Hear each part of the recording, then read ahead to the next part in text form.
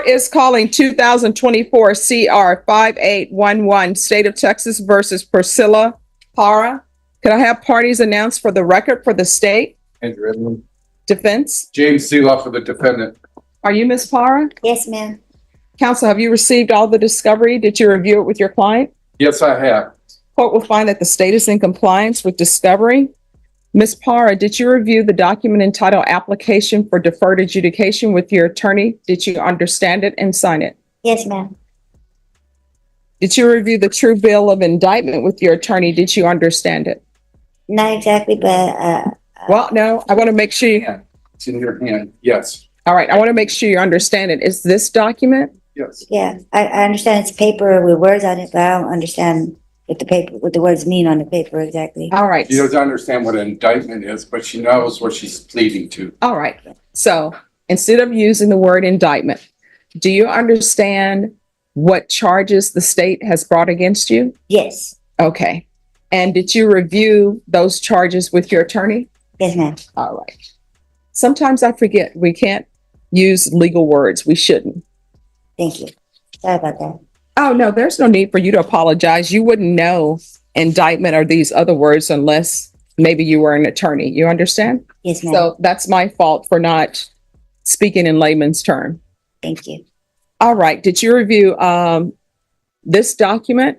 It tells you what you're charged with and your rights. Did you review that with your attorney? Yes, ma'am.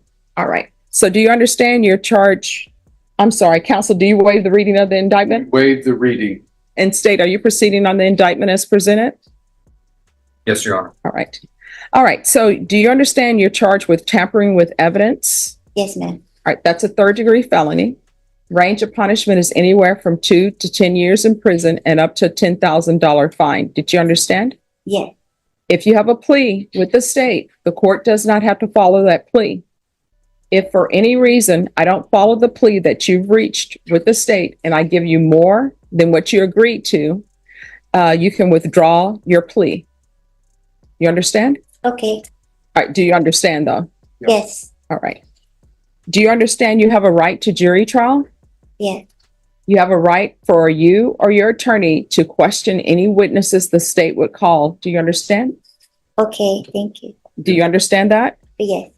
All right. If there's something you don't understand, you need to let me know. Okay. All right. Okay. Did you understand you have a right to remain silent? That means that you don't have to testify if you don't want to testify. This is the first time hearing about it, but okay. That's the part I told you. You could go to sleep during your trial and she couldn't even ask you a question that you'd have to respond to. Right to remain silent. You're going to waive that so you could say whatever in front of the judge. You Oh. understand now? Okay. Remember? Yes? All right. Yes? Yes. All right. So let me explain it to you. So you're charged with tampering of evidence. If you were to go to trial, what would happen is there would be 12 jurors sitting over here, and those 12 people sitting over there would listen to whatever evidence the state would bring. So if the state were to call a witness, let's say they were to call someone named John. They would call John. The state would ask them questions. Your attorney, if he wanted to, could ask them questions. Do you understand? Okay. Yes. Yes. All right.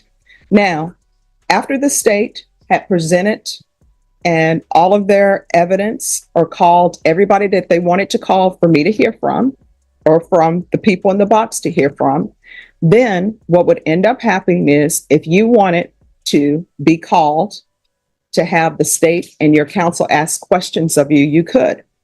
But if you decided, no, I don't want to be called and I don't want to answer any questions, then you don't have to. Do you understand? Yes, ma'am. All right. Did you understand that those were your rights? Right.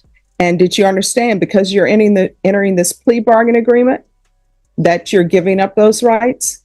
Okay. Do you understand that? Yes. You have to say yes instead of okay. You understand? Not really, but okay. All right. So here's the thing. I really don't. Is she competent?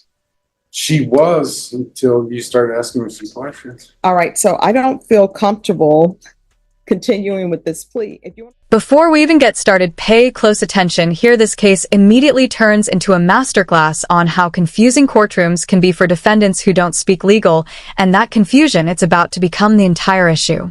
Talk to her some more and explain to her, and if she understands, then I will go forward, okay? Okay. Have you ever been diagnosed with any mental health issues? I have PTSD, All right. Anything else? anxiety, and depression. All right. Anything else? Were those the only diagnosis you had? That's it that I know about. All right. Have you ever seen a psychiatrist? Yes, many times. Okay. All right. So this is what I'm going to do. I'm going to have a step back because I want to make sure that you know everything that you're agreeing to before you agree to it. And I'm going to have your attorney speak to you some more so we can find out. All right. Okay. All right. Thank you so much. Thank you, ma'am. Thank you, John. You're welcome. Yes, Your Honor. All right. We're back on the record in 2024 CR 5811, State of Texas versus Priscilla Parra. Ready, Your Honor. All right. All right. Ms. Parra. Yes, ma'am. All right. If there's anything that you don't understand or you have a confusion about something, let me know. And there's no need to have any fear of letting me know that you don't understand something. You understand? Yes. So where we left off, do you understand that if you want a jury trial, which would mean there would be 12 people sitting, hearing all of the evidence or witnesses' testimony? Do you understand? Yes, ma'am. All right. Do you want a jury trial? No, ma'am. All right. Do you understand the rights that I've talked to you about? Yes, ma'am. All right. Do you understand that by entering this plea bargain agreement, you are giving up those rights? Yes, ma'am. I understand. All right. Did you understand if the court were to grant your application for deferred adjudication, if for any reason your probation were revoked, then the court could sentence you up to 10 years in prison? Yes, I understand. All right. Counsel, has your client been able to provide you with any defenses? Yes, she has, and we're pleading nolo contendere, Your Honor. All right. Do you believe she has a rational as well as a factual understanding of the charges against her? I believe she does, and she has assisted me.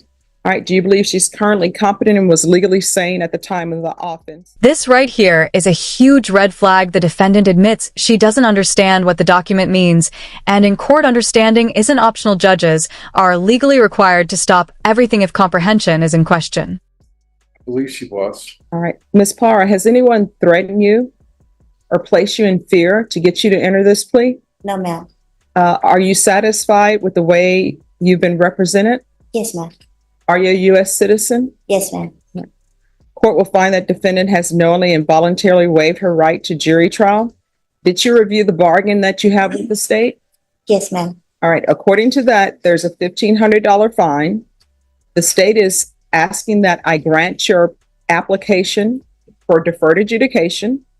They're taking in consideration county court cause number 734347. There's going to be restitution, money you have to pay for any damages, and 734347 to the Bexar County Sheriff's Office. Did you understand? Yes, ma'am. All right. Defense, is that the agreement? That's our agreement. We're pleading nolo contendere, and I explained to her that $750 restitution, if she has it and she's working within those 2 years, she has to pay it. All right. State, is that the agreement? Yes, Your Honor. All right. Did you review the waiver of appeal paragraph with your attorney? That's the one where if she The one where I signed it sends, twice? yes, you signed it twice. There Okay, you go. yes, ma'am. All right. Did you understand by signing that you will not be able to appeal this case unless there have been pretrial motions that your attorney has filed or you have filed, and that I've heard those and made a decision about those? Did you understand? Yes, ma'am.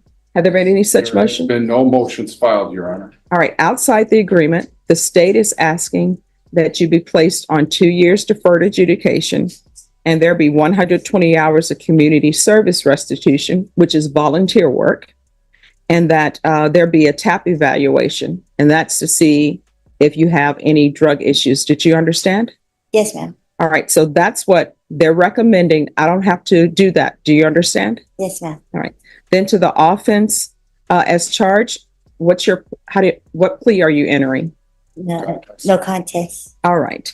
State, do you have any evidence to support her plea? Defendant Exhibit 1 and attachments, Your Honor. No objection. This is one of the most misunderstood rights in criminal court, the right to remain silent. You don't have to say a single word at trial, and the jury can't hold that against you, yet many defendants unknowingly give this up. Your Honor. Did you review this document? Yes, ma'am. All right. And state, you may be excused. Your Honor. And did you understand that that document has police reports? So instead of calling witnesses, the state is just giving me things that they've said, and it's in this document. Do you understand? Yes, ma'am. Now you understand that you can make the state and tell the state, hey, I want you to bring somebody in, a witness or a person, to say what happened. Do you understand that? Yes, ma'am. All right. But because you're entering this plea bargain agreement, they're not going to bring that person. Do you understand? Okay, thanks. Yes, ma'am. All right. Sorry. Yes, All ma'am. right, no problem. Court will find that defendant has knowingly and voluntarily waived and consented to stipulation of testimony and stipulations. Court will accept into evidence states exhibits 1 and attachments, and the court will review the same. All right, what is the charge in clause number The 734347? county court case, Yes. that's malicious mischief, breaking squad car light. All right. Yeah. Okay, because I don't have that in this police report. Right, that's what we're gonna take into consideration, but All right. I'm gonna run to county court 5. All right. Court will find there is sufficient evidence to find you guilty. The court is not going to find you guilty. The court will defer that because you've applied for deferred adjudication. I'm going to place you on deferred adjudication. Thank you. All right. Thank you. Do you have any children? Yes. What are their ages? 5, 8, and 11. All right. And who are they residing with? Where are they living? I gave them up for adoption. Okay. I have requested that she apply for Haven for Hope, and I'm also need to tell the probation department to make sure that they write down the address and the directions to any meetings for probation. Is that correct? Yes, ma'am. And you will then report every time. Is that correct? And here's the turning point. The judge openly questions competency. That's serious. Once mental health enters the conversation, the court has a duty to slow everything down, no matter how far along the plea seems. Okay. All right. This is what the court will do. There is to be a $1,500 fine. The court will probate that. Thank you. Take in consideration 734,347. There's to be restitution in 73437 to the Bexar County Sheriff's Office. 3 years deferred adjudication. I want a referral to felony drug court. That's to be in custody. They do have a dual diagnosis program, so they'll be able to help her with housing and Okay. everything else. I don't want her released and she's homeless and she has no place to go. You understand? You're Okay. going to be working with another government entity, drug unit, to find you a place to live. Okay. There's going to be proof of employment. There's to be proof of employment or SSI within 45 days of release. There's to be no employment as a home health care provider or with minors. And probation is, yes? I'm sorry. Okay, if she's not accepted into felony drug court, we'll do a TAP evaluation in custody and follow TAP recommendations. Thank you. And there should be no unsupervised contact with minors. Probation, I'm unsure about the 120 hours of community service restitution. I don't know if she's able to do that. If for some reason she's unable to do that due to mental health, just let the court know. So there'll be 120 hours of community supervision. There's to be a MIC evaluation, regular reporting by Zoom or in person, and regular random UAs. And I'm going to want field visits 1 time per month until she has a case manager or is in felony drug court. And if for some reason felony drug court doesn't accept her, or if MIC says that she's not eligible for the program, then I'm going to want a referral for her to the Center for Healthcare Services. Probation, is there anything else she needs? All right, is there anything else you need with help from the court? Not that I could think of at the second. I'm sorry? Not that I could think of at the second. All right. Did you review this document with your attorney? Yes, All right, because this is a plea bargaining agreement, because I followed your plea bargaining agreement, because you waive your right to appeal, you do not have the court's permission to appeal. Do you understand? yes, ma'am. All right, we can go off the record. If you need anything or you feel there's no one to talk to, you can always come back to the court, okay? Yes, ma'am. All right, thank you. In this intense and eye-opening courtroom moment from Courtroom Reality Network, Judge Boyd presides over the case of Priscilla Parra, who is facing a third-degree felony charge for tampering with evidence. What begins as a routine plea hearing quickly takes an unexpected turn. When asked about the court documents, the defendant admits she does not truly understand what she is reading. She tells the court that all she sees is paper with words on it. That single statement immediately changes the tone of the courtroom. Judge Boyd pauses the proceedings. Instead of moving forward mechanically, she addresses a critical issue, understanding. The judge openly acknowledges that legal language can be confusing and even alienating. She apologizes for using complex legal terms like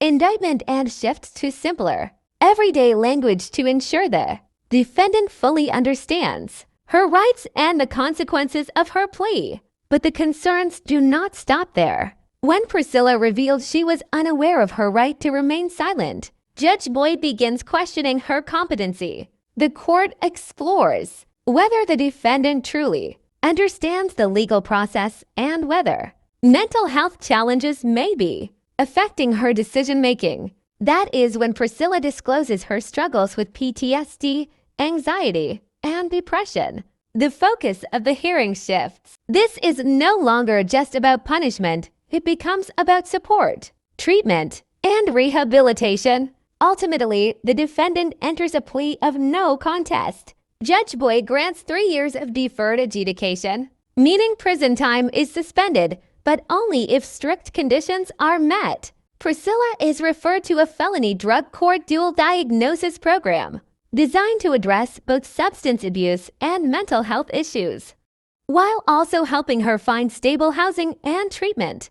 In the end, this courtroom moment highlights something powerful.